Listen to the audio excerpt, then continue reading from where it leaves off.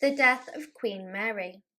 The final rites for Queen Mary, previously known as Princess Victoria, Mary of Teck, and the widow of King George V. She died just shy of her 86th birthday, and a mere 10 weeks before her granddaughter Queen Elizabeth II was to be crowned. During her last year, Queen Mary grappled with profound grief following the death of her son, King George VI, the third of her children to pass away before her. Her health had been deteriorating due to a gastric illness, confining her to her bed for about a month prior to her passing.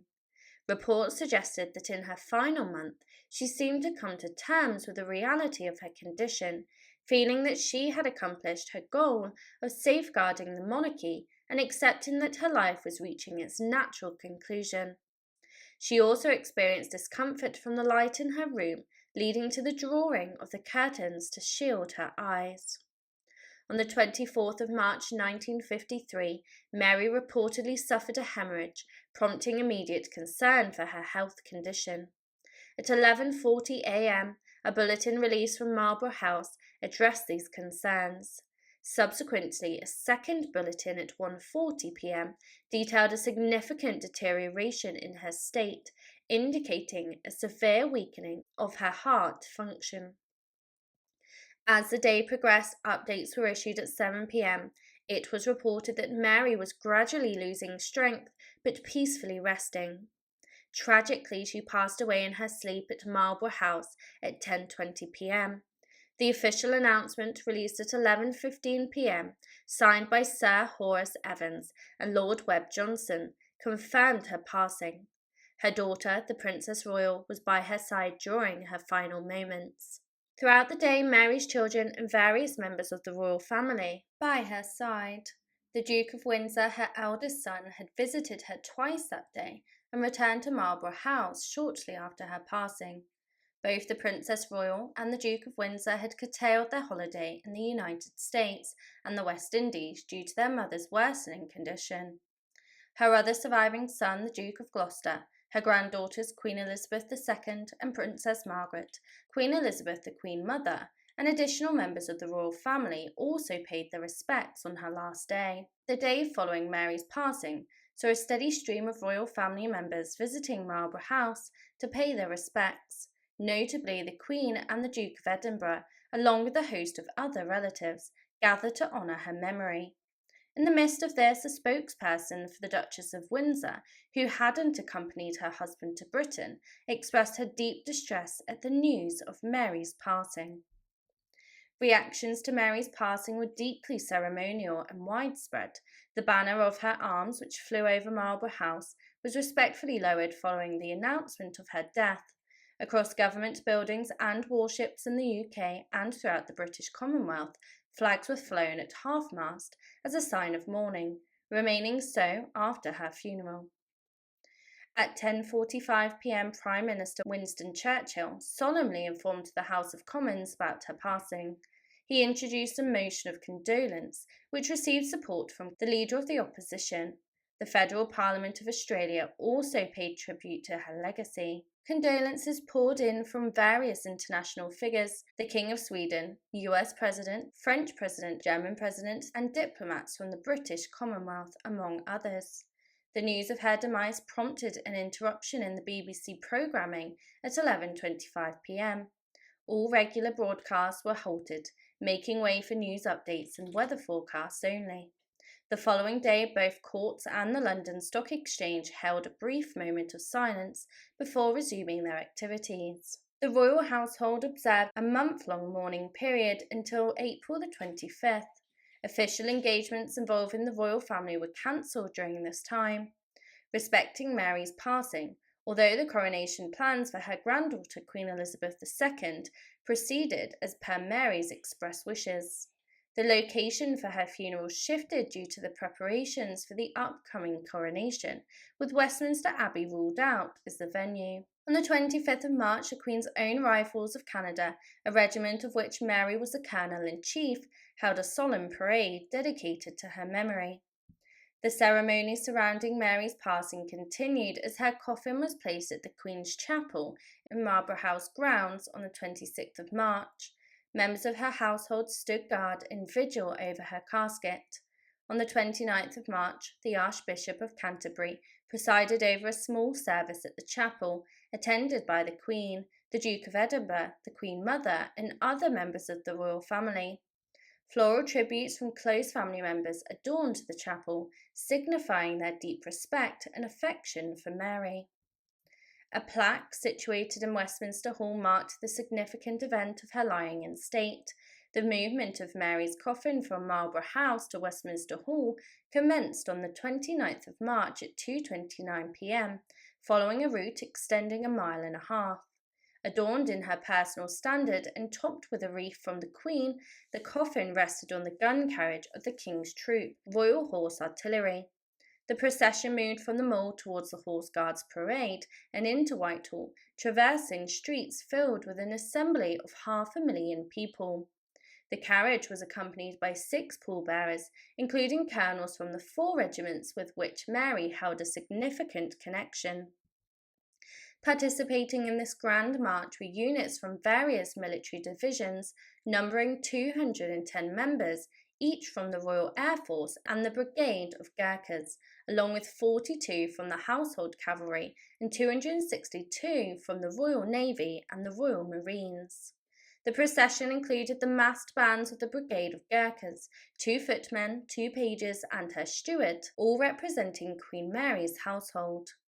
The gun carriage, flanked by pallbearers and the Queen's company of the Grenadier Guards, was escorted by notable figures such as the Duke of Edinburgh, the Duke of Windsor, the Duke of Gloucester, the Duke of Kent, Prince George Valdemar of Denmark, members of the British nobility, high-ranking military officers, and representatives from regiments associated with Mary. Throughout the route, military personnel stood in formation with arms reversed, only presenting arms when the gun carriage passed in front of them. The pace of the procession was 80 steps per minute, with gun salutes fired every minute.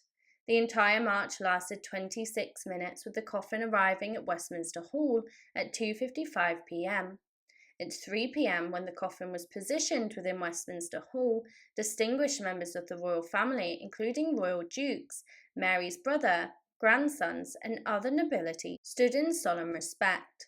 The Queen Mother, Princess Margaret, the Princess Royal, the Duchesses of Gloucester and Kent, Princess Alexandra, and the Countess of Athlone stood on the opposite side.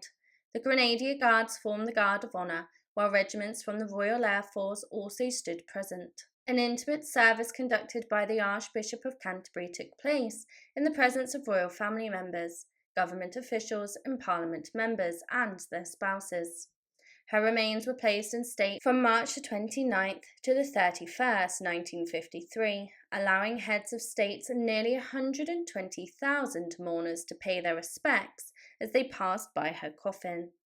The vigil at her coffin was also shared by the Duke of Windsor and the Duke of Gloucester. On the morning of the 31st of March 1953, Mary's remains were transported by car from London to Windsor at 5 a.m. They were then taken to the Albert Memorial Chapel in preparation for a procession within the grounds of Windsor Castle towards St George's Chapel. Mourners departed from London Paddington Station to board a special train heading to Windsor for the funeral. The coffin, borne by 6 military pallbearers selected from regiments associated with Mary, was brought into St George's Chapel. It was solemnly carried through the Great East Door at 11 a.m. The procession was led by Captain Arthur Paget, Lord Claude Hamilton, the Hon John Coke, who carried Mary's insignia and chivalric orders, and the Lord Chamberlain. Following were a host of notable figures, including the Duke of Edinburgh, the Duke of Windsor, the Duke of Gloucester, and the Duke of Kent. During the funeral service, attended by 1,500 mourners, conducted by the Archbishop of Canterbury and the Dean of Windsor, hymns like "Abide with Me" and "Glorious Things of These Are Spoken" were sung. The coffin was then lowered to the royal vault as the Queen sprinkled earth from Frogmore 3 times onto her grandmother's coffin, marking the Archbishop's declaration of her transition to eternal life. This was followed by the pronouncement, "Earth to earth, ashes to ashes, dust to dust." The service concluded with the recital of Dead March. After the ceremony, members of the public were allowed on the castle grounds to pay their respects and view the floral tributes. Simultaneously, a memorial service at St. Paul's Cathedral, attended by 4,000 individuals, was held. Mary's body was laid to rest in the royal vault before being interred next to her husband, King George V, in the north nave aisle of St. George's Chapel, beneath a significant tomb effigy sculpted by Sir William Reed Dick. In August 1953, it was revealed that through the principal probate registry records that Mary had left an estate valued at £379,864 in her will, later assessed at £406,407. The death of King George V. On a notable Tuesday, January 1st, 1936, the world received the awakening news of the passing of King George V. The announcement from Sandringham House, where the King peacefully passed away, stated that the King's death occurred at 11:55 p.m. with the presence of Her Majesty the Queen, the Prince of Wales, the Duke of York, and Princess Royal, and the Duke and Duchess of Kent. At the age of 70, King George V had reigned for over 25 years, almost reaching the milestone of a silver jubilee. Born during the era of his grandmother, Queen Victoria, his full name was George Frederick Ernest Albert. His accession to the throne was unexpected, as his elder brother Albert Victor was initially second in line for succession, behind their father Albert Edward. At the age of 12, George commenced his education aboard the HMS Britannia, following the footsteps of his elder brother, under the belief of their father that the Navy provided the best training. While Albert Edward pursued further education at Trinity College, George served in the Royal Navy, allowing him to explore the world. The tragic demise of his elder brother in 1892 unexpectedly positioned George as a second in line for the throne. Consequently, he discontinued his naval career and was bestowed titles by Queen Victoria. It wasn't until 1910, after the passing of his father Edward VII, that George ascended to the throne. His reign faced the turmoil of the First World War, in which he found himself at odds with his cousin, the German Emperor Wilhelm II. Due to the rising anti-German sentiment during the war, King George V decided to change the British royal house's name from Saxe-Coburg in Gotha to Windsor. This decision also led to his family adopting more British-sounding surnames and relinquishing their German titles. Adding to the upheaval, King George V's cousin, Tsar Nicholas II of Russia, was dethroned during the Russian Revolution in 1917 and placed under house arrest. Despite initial considerations to grant asylum to the Romanov family, deteriorating circumstances for the British people and concerns about the potential spread of revolution to the UK led King George to abandon his plan. A year later, Nicholas II and his immediate family were tragically murdered by the Bolsheviks. Despite being on the victorious side of the First World War, the prolonged years of conflict took a toll on King George V's health. His extensive habit of heavy smoking exacerbated his already existing chronic bronchitis. To alleviate his condition, he frequently undertook trips to the Mediterranean, with his final one occurring in 1925. 3 years after this trip, King George fell seriously ill with sepsis, requiring drainage. The Prince of Wales took over the royal duties for the subsequent 2 years. However, George never fully recovered. His health further declined after the passing of his beloved sister Victoria in December 1935 at the age of 67. Despite doctors' recommendations to curtail his activities, King George insisted on attending the entirety of his sister's funeral procession. A month later, on the 15th of January 1936, complaining of a cold, he was confined to his room at Sandringham House, never to leave it again.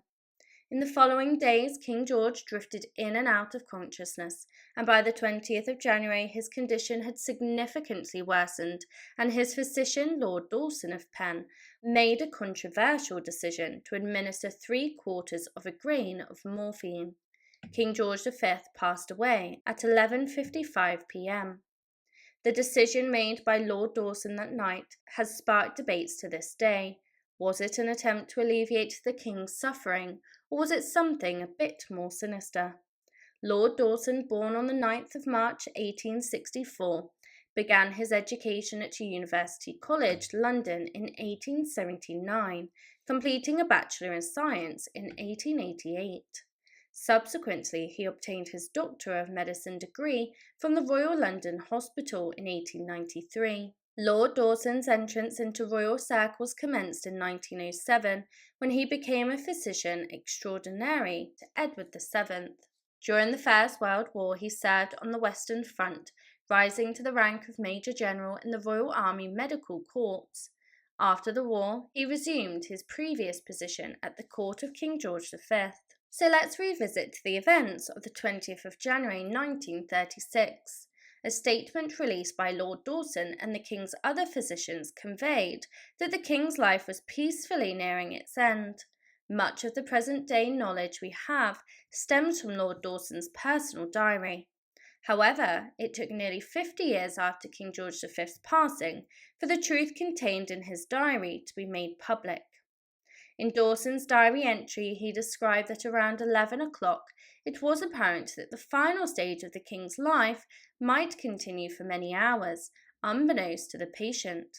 He explained that waiting through these hours merely prolonged the inevitable, exhausting the observers and hindering any meaningful communication and prayer. Therefore, Dawson took it upon himself to end the King's suffering, injecting 3/4 of a gram of morphine and shortly afterward 1 gram of cocaine into the distended jugular vein. Within a short period, the King's breathing became calmer, his appearance serene, and the physical struggle ceased. Lord Dawson made this decision to ensure the King's dignity and to permit the announcement of his death in the more appropriate morning papers rather than the evening editions. Dawson had been an advocate of euthanasia, which involves intentionally ending a life to alleviate pain and suffering. However, he opposed a move to legalise euthanasia in the House of Lords later in 1936. This topic remains a subject of widespread discussion among historians and physicians. After the release of Dawson's diary in 1986, the New York Times suggested that Dawson had expedited George V's death. It appeared evident that Lord Dawson was fully aware of his actions when he administered the lethal dose that night. Moreover, Dawson acted without the consent of the Queen, who held strong religious beliefs, and the Prince of Wales. While the family agreed not to artificially prolong the King's life and wished to spare him from suffering, it remains debatable whether they would have supported Dawson's actions on that fateful night. King George V passed away that night, surrounded by his close family members, and 2 days after his death, his coffin was transferred from Sandringham House to St. Mary Magdalene Church. The following morning, King George V's coffin was transported to Wolverton railway station, accompanied by his sons walking behind it. Upon reaching King Cross Station in London, the coffin was taken to Westminster Abbey. It stayed there until the 28th of January 1936, during which approximately 800,000 individuals paid their respects to the late monarch. The surviving sons of George V stood guard over their father's coffin, a vigil known as the Vigil of the Princes. Interestingly, many passers-by failed to recognise the 4 princes who were dressed in full uniform. The funeral procession commenced on the 28th of January at 8:45 a.m. King George V's coffin was placed on the Royal Navy State Funeral Gun Carriage, transporting it to Paddington Station. There, it was loaded onto a train. At stops such as Windsor and Eton Railway Station, the coffin was transferred to another carriage. The final stop was Windsor Castle, where the funeral service was scheduled to occur. As the King's coffin was carried up the chapel stairs, the new King Edward VII and his brothers saluted. The funeral service, although relatively simple, was attended by the King's close family and several other monarchs from around the world, many of whom were closely related to George V. The Book of Common Prayer was recited and Abide With Me was sung during the service. Initially, George V was buried in the royal vault at Windsor Castle before being moved following Queen Mary's death in 1953. Lord Dawson continued in the royal household after King George V's passing. He was granted the title of Viscount Dawson of Penn on the 30th of October 1936 and served during the short reign of Edward VIII. Dawson passed away in London on the 7th of March 1945 at the age of 80. The truth about the events of January the 20th, 1936 was not revealed until 1986, unbeknownst to Edward VIII, George VI, or Queen Mary. When the first volume on Dawson's life was published in 1950, his widow requested the omission of that particular night. At the time when this information emerged, Queen Elizabeth, George V's granddaughter, was reigning, but her reaction to this revelation remains unknown. The only statement from Buckingham Palace was that the incident occurred a long time ago and all those involved were deceased.